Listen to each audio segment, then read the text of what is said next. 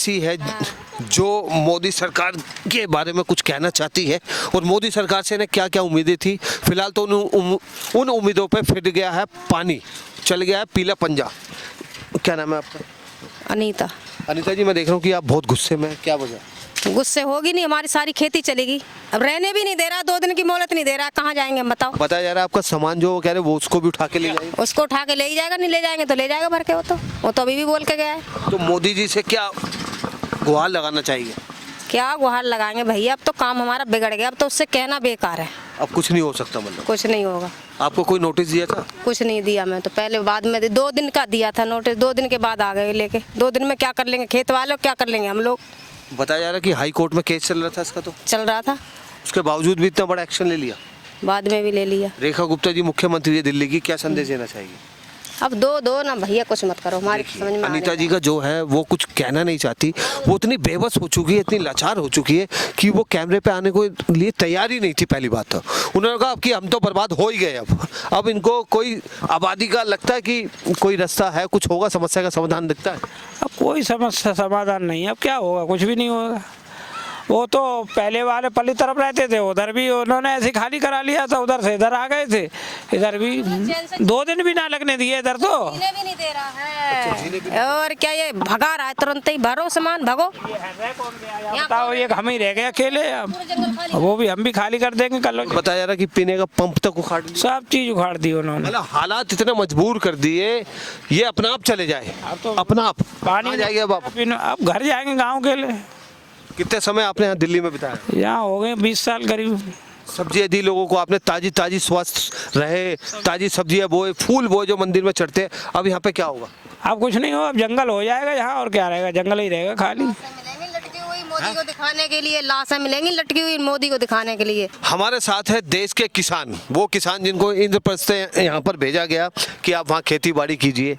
आइए पूछते हैं इस बार इन किसानों का कोई दर्द है या वो मोदी सरकार से खुश है? पहले मोदी सरकार से बहुत खुश थे हम, लेकिन अब खुश नहीं है। क्यों, ऐसा क्या हो गया? पहले हमें लगा कि गरीबों को दुख दूर करेंगे, लेकिन हमें नहीं लगता। हमें तो लगता है गरीब को उजाड़ने के लिए बैठेंगे। गरीबों को उजाड़ने के लिए। अच्छा, बताया जा रहा है कि ये जो केस चल रहा था 29 जुलाई को जो है हेयरिंग भी थी आपकी। जी बिल्कुल। तो उसके हेयरिंग चलते चलते ऐसा कौन सा ऑर्डर आ गया कि ये डीडीए को एक्शन लेना पड़ा? भाई मैंने बताया ना आपको, इनको लगता है कि यहाँ गरीबों को पहले हटाओ, फिर कुछ नया अमीर को देंगे यहाँ पर। लेकिन अब नहीं लगता, हमें अंधभक्त रहने की जरूरत है। हमें आंखें अब खुल गई, खोलने की जरूरत है। बिल्कुल खोलने की जरूरत है, आंखें सचमुच आंखें खोलने की जरूरत है। क्या किसानों पर अत्याचार हो रहा है? बिल्कुल हो रहा है। देखो, ऐसा नहीं था। मैंने सोचा शायद ये, जबकि कागज हैं खेत वालों, सबके कागज हैं, आपको अपने कागज दिखाने चाहिए थे कि हमने ये कागज दिखा के हम तोड़ रहे हैं खेत। हिंदुस्तान से बाहर जाता है 50 मतलब करोड़ का मतलब लेके अपना हवाई जहाज लेके जाता है। वो वहाँ विदेशों को जमीन यहाँ की दिल्ली की बेची है मोदी ने बेची है। किसके पास? विदेशों के पास। मोदी ने क्या गरीब आदमी करा, मैं गरीबों को सुधारूंगा। गरीबों को क्या सुधार रहा? वो गरीबों को नहीं सुधार रहा। नहीं सुधार रहा, वो विदेशों में जा रहा, बस विदेश में रखता है वो, विदेशों में जाता है, विदेशों में रहता वो। मोदी ने बोला था जहाँ झुग्गी वहीं मकान, मिला नहीं मिला ये आज तक नहीं मिला। हमारा खेत है, हमें नहीं मिला। हमने कागज दिखाया, वो न कोई फेल है सब। यहाँ पे कितने झुग्गी टूटा है? कम से कम 500 झुग्गी। हाँ जी। तो सब यहीं पे रहते थे किसान? सब रहते, किसान थे, मजदूरी करते थे, सब अपने 2-2 पैसे कर। सब थे इसमें यहाँ पर। अब कहाँ जाएंगे आप?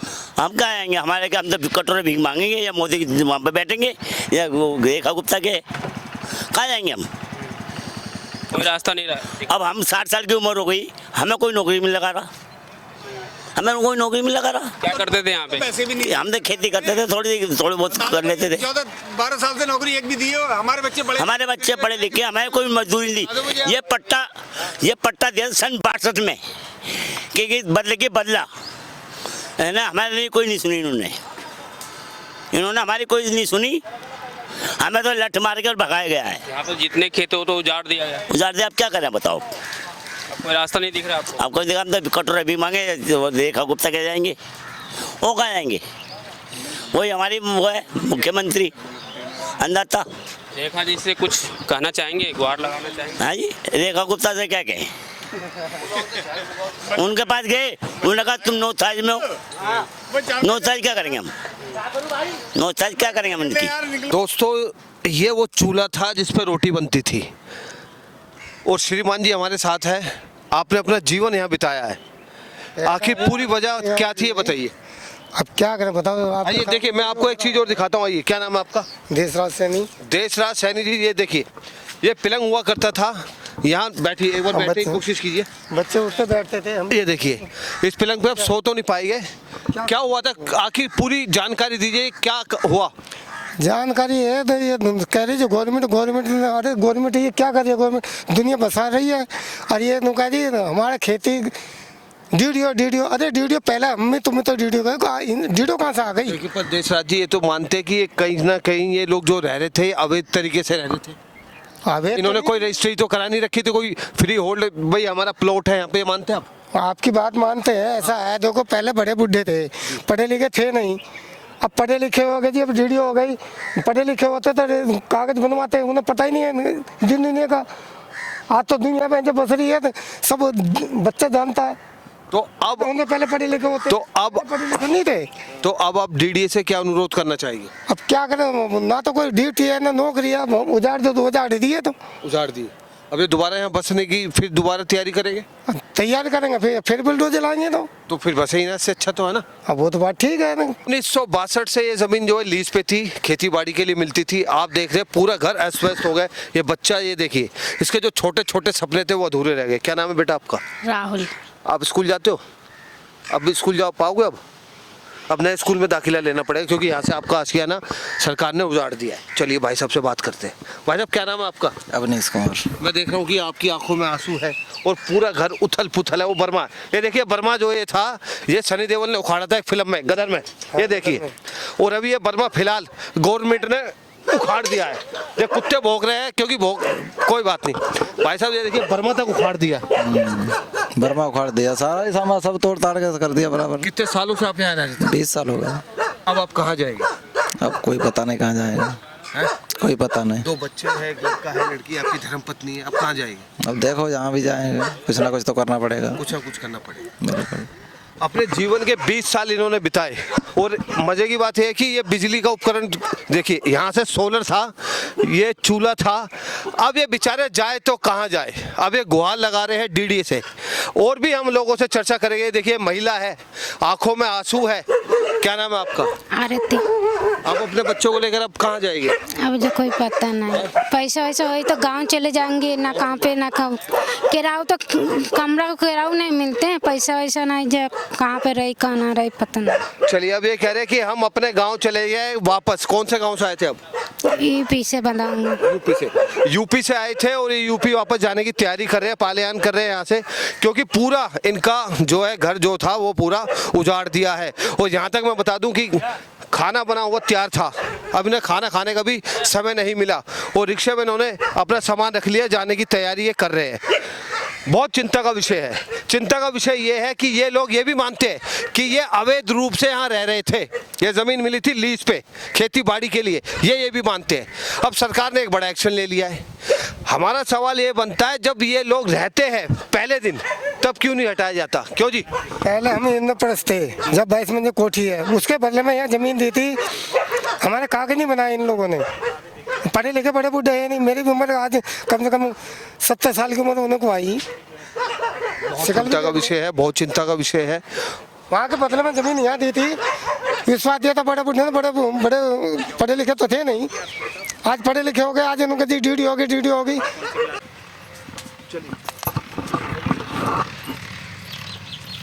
देखिए, महिलाएं हमारे साथ है और उनकी गोद में जो है छोटे छोटे बच्चे हैं। छोटे बच्चे इतने मासूम, जो शायद 6 या 7 महीने का हो। तो एक बार इधर आइए। क्या नाम है आपका? पूजा। पूजा जी, यहाँ इसी स्थान पे आप भगवान की पूजा करती थी, अब क्या समस्या का समाधान आपको नजर आता है? कुछ भी नहीं, तब से तो कितने सारे मीडिया वाले आ रहे हैं, कुछ भी नहीं हुआ। और केस भी चल रहा है हाई कोर्ट में, तब भी कुछ भी नहीं हुआ। तो हाई कोर्ट में यहाँ का केस चल रहा है, उसके चलते हुए केस में भी यहाँ से साफ सफाई कर दी जी। तो आपको क्या लगता है, कोई मनमानी है या जो हो रहा है वो ठीक है आपकी नज़र? मनमानी है। मनमानी? किसकी मनमानी? डीडीए की। डीडीए की। लेकिन ये भी तो आप मानती है ना पूजा जी कि आप इनलीगल तरीके से यहाँ रह रहे थे, ये भी तो बात स्पष्ट है ना। तो हम कैसे इलीगल रह रहे थे? इलीगल लिए ये अलाटमेंट है ये जो इंद्रप्रस्थ पे वो ज़मीन है वो सन 62 में यहाँ अलाटमेंट करी थी ये। अच्छा। तो ये अलाटमेंट है, इसकी सारी चीज़ें हैं।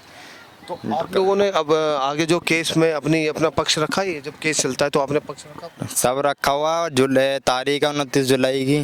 कोर्ट में 29 जुलाई की आने वाली की तारीख है। देखिए ये बड़ी चिंता में। कोर्ट में तारीख। ऐसा बताया जा रहा है, इन लोगों का ऐसा कहना है कि कोर्ट में केस चल रहा है और 29 तारीख की तारीख भी है और फैसला आने से पहले तो शायद कार्रवाई नहीं होनी चाहिए। कार्रवाई नहीं होनी चाहिए, वो नुकसान हो गया सबका।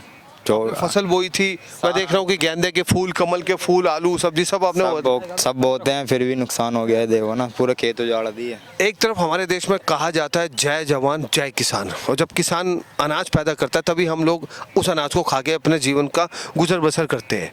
तो आप मेरी नज़र में किसान ही एक तरीके से। जी किसान ही है सारे। तो मोदी सरकार से क्या कहना चाहेंगे?